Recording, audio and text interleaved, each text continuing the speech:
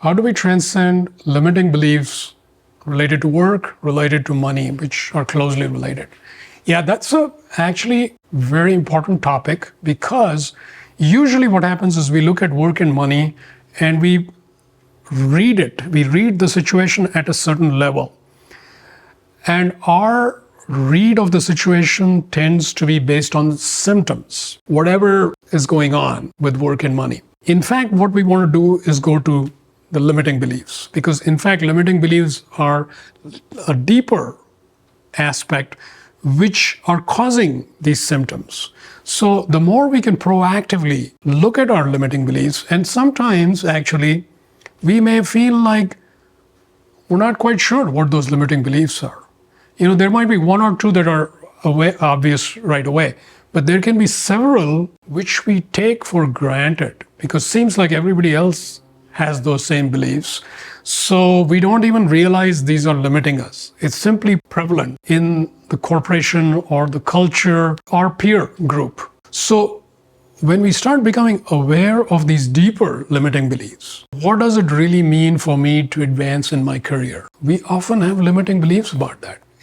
Sometimes we might just think, if I just keep moving up on this particular ladder that somebody has set up, that's what advancement is. That may or may not be advancement for you. That could be a limiting belief right there.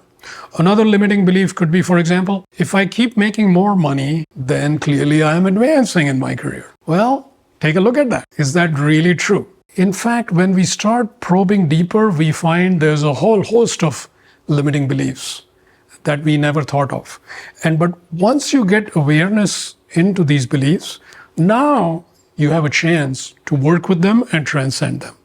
So I would encourage everyone to actually make a list of beliefs that you have already identified, and even beliefs that you think may be true, that are kind of underneath the surface.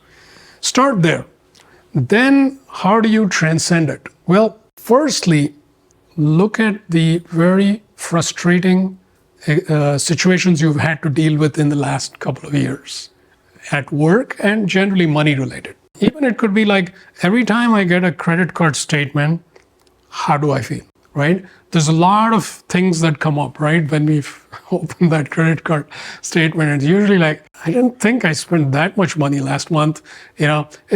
Whatever it is, notice how you think about money, how you feel about money, and you will notice some limiting beliefs. Once you've started noticing from the beliefs to the feelings, you've started getting in touch with the feelings underlying this, you can start working with the feelings and you can start releasing the feelings. And there are many good ways to work with that. It could be as simple as you could write it down on a piece of paper, and you can crumple the paper, shred it, throw it away, representing that you are releasing that energy, that belief, that limiting feeling. In my book, Just Be, I have a host of techniques for working with emotions, feelings, limiting beliefs. So I would certainly encourage you to take a look at that.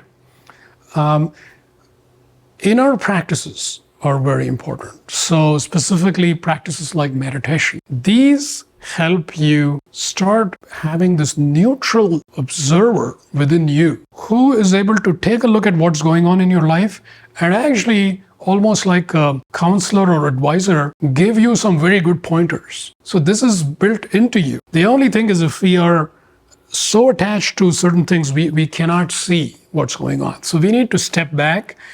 And this stepping back is what we're able to do when we start meditating. So we have this sense of a neutral observer who can give us insights into what's happening in our work, in our career, with money. And then we have a place where we can also transcend.